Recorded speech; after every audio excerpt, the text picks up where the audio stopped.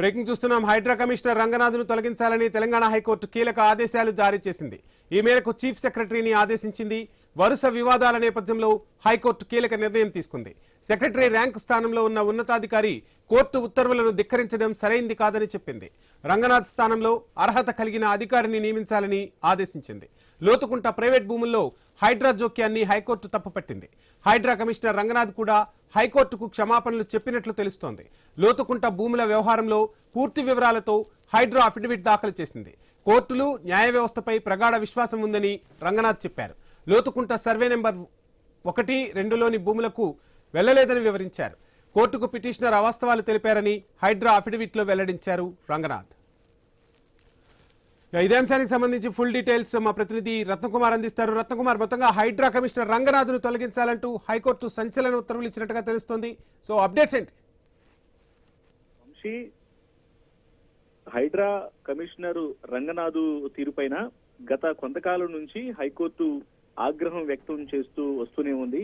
ఈ క్రమంలోనే ఇప్పుడు లోతుకంట భూముల వ్యవహారంలో నేడు హైకోర్టులో విచారణ జరిగింది. అయితే ఈ వ్యవహారానికి సంబంధించి మరొకసారి ఆగ్రహం వ్యక్తం చేయడం జరిగింది. తను కోర్టు ధిక్కరణకు పాల్పడుతున్నటువంటి విషయాన్ని మరొకసారి గుర్తు చేస్తూ ఆయనను ఆ పదవి నుంచి తొలగించి మరొక అధికారిని నియమించాలంటూ కూడా కోర్టు సెక్రటరీకి ఆదేశాలను జారీ చేసింది. అయితే వాళ్ళ జరిగినటువంటి విచారణలో భాగంగా హైకోర్టుకు రంగనాథ్ క్షమాపణలు సైతం చెప్పారు.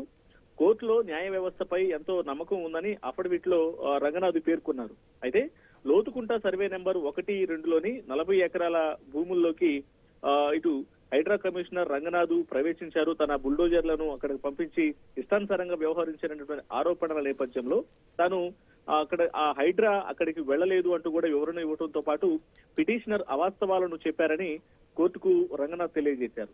అయితే గతం నుంచి ఇప్పటి వరకు ఆయన పైన ఎన్నిసార్లు అయితే కోర్టు ధిక్కరణకు హైకోర్టును ధిక్కరిస్తూ హైడ్రా ద్వారా బుల్డోజర్లను పంపించి వివిధ నిర్మాణాలను కూల్చివేయడం జరిగిందో, కోర్టులో స్టే ఆర్డర్ ఉన్నటువంటి నిర్మాణాలను సైతం కూల్చివేసినటువంటి సందర్భాలన్నింటినీ గుర్తు చేస్తూ దాదాపు 63 ధిక్కరణ పిటిషన్లు ఉన్నాయంటూ కూడా రంగనాథ్ పైన తీవ్ర ఆగ్రహం వ్యక్తం చేసింది హైకోర్టు. ఇన్ని కోర్టు ధిక్కరణ పిటిషన్లు ఎందుకు ఉన్నాయంటూ కూడా ప్రశ్నించడం జరిగింది. ఈ క్రమంలోనే ఇమ్మీడియట్ గా రంగనాథ్ ను హైడ్రా నుంచి తొలగించాలని సిఎస్ కు ఆదేశాలను జారీ చేసింది. సెక్రటరీ ర్యాంకు స్థానంలో ఉన్న ఉన్నతాధికారి ఇలా కోర్టు ఉత్తర్వులను ధిక్కరించడం సరికాదంటూ ఆగ్రహం వ్యక్తం చేస్తూ ఈ మేరకు రంగనాథ్ ను హైడ్రా కమిషనర్ గా తొలగించి మరొక అధికారిని నియమించాలంటూ కూడా హైకోర్టు సిఎస్ ను ఆదేశించడం జరిగింది. రత్నకుమార్, చూస్తున్నాం నిన్న హైకోర్టు కొన్ని సంచలన వ్యాఖ్యలు కూడా చేసింది. మీరు చెప్పిన మాట వినట్లేదు, కోర్టు ధిక్కరణకు పాల్పడుతూ ఉన్నారు. ఇక అక్కడ అంటే సెంట్రల్ హోమ్ మినిస్ట్రీ కూడా ఒక లేఖ రాస్తాం, ఆర్మీ ఫోర్స్ను కూడా దింపాల్సి ఉంటుంది అంటూ కూడా రంగనాథ్ను హెచ్చరించిన పరిస్థితి. సో ఏంటి అసలు మొత్తంగా ఏం జరుగుతోంది? ఎందుకు అంటే రంగనాథ్ కూడా ఒక ఐపీఎస్ ఆఫీసర్, సో చాలా కేసులను కూడా ఆయన పరిష్కరించిన సందర్భాలు ఉన్నాయి. అటువంటి ఆఫీసర్ ఎందుకు కోర్టు ధిక్కరణ నోటీసులు, మీరు చెప్పినట్టుగా 63 కోర్టు ధిక్కరణ నోటీసులకు సంబంధించి ఆయనపై ఇప్పుడు చర్యలు తీసుకునే వరకు వచ్చిందంటే ఈ వ్యవహారం మొత్తాన్ని ఎలా చూడాలి? వాస్తవానికి వంశీ, రంగనాథ్ వ్యవహారం అనేది హైడ్రా మొదలైన తర్వాత ఆయన్ను కమిషనర్ గా నియమించిన తర్వాత తను ఎక్కడెక్కడైతే హైడ్రాను అక్కడ అంటే ప్రభుత్వ భూములను ఆక్రమించడం, చెరువులను కబ్జా చేయడం, అలాగే అక్రమ నిర్మాణాలు అంటే ప్రభుత్వ అడవి భూములు కావచ్చు, ప్రభుత్వ భూములు కావచ్చు, లేకపోతే అక్రమ నిర్మాణాలను చేపట్టి చెరువులను కబ్జా చేయడం కావచ్చు. సో వీటన్నిటికీ సంబంధించి తను ఏదైతే కొన్ని ఆర్డర్స్ ను పాటిస్తూ డాక్యుమెంటేషన్ చూసిన తర్వాత ఇమ్మీడియట్ గా చర్యలు తీసుకోవడంలో భాగంగా ఉన్న పలానా ఆ నిర్మాణాలన్నింటినీ కూడా కూల్చివేస్తూ వచ్చారు. ఈ క్రమంలోనే అనేక మంది నిరాశ్రయులుగా మారటం జరిగింది.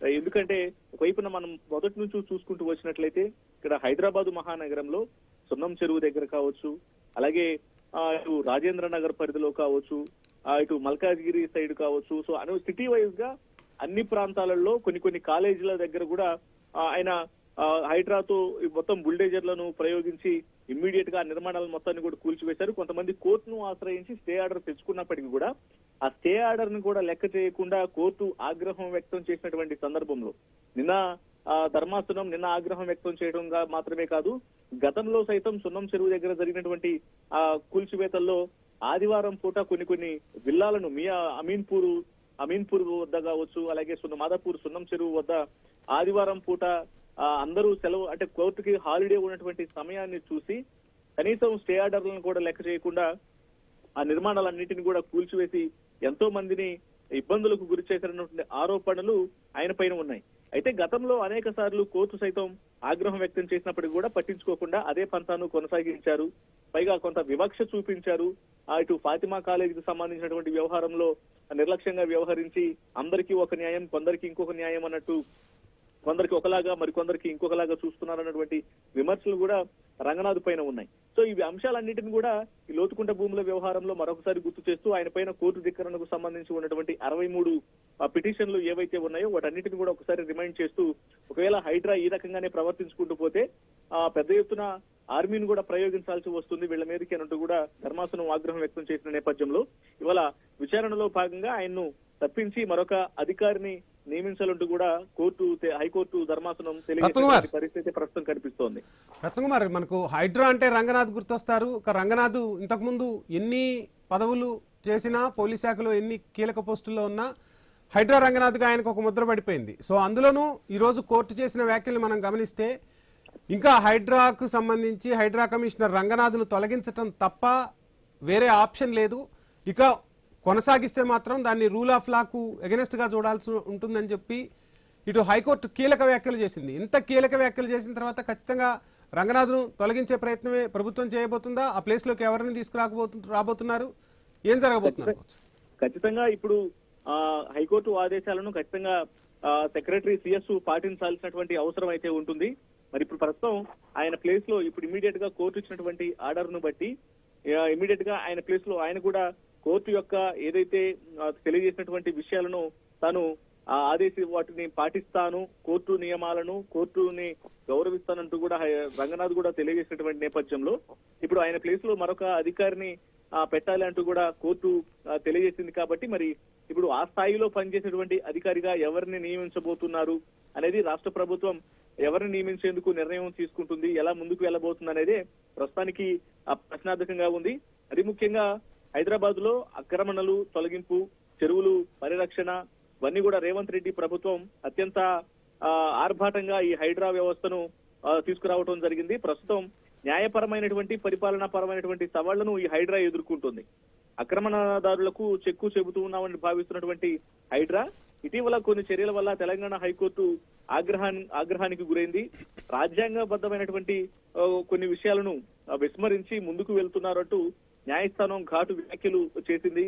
అవసరమైతే ఆర్మీని పిలిపించి మరి కమిషనర్ ను అరెస్టు చేయిస్తామంటూ హెచ్చరించడం అనేది కలకలం సృష్టించిందనే చెప్పాలి.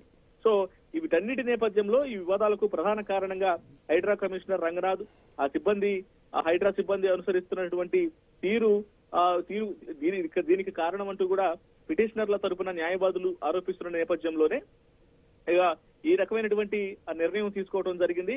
ఇప్పుడు మరి ఆయన ప్లేస్ ను ఎవరు భర్తీ చేస్తారనేది చూడాల్సినటువంటి అవసరం అయితే ఉంటుంది.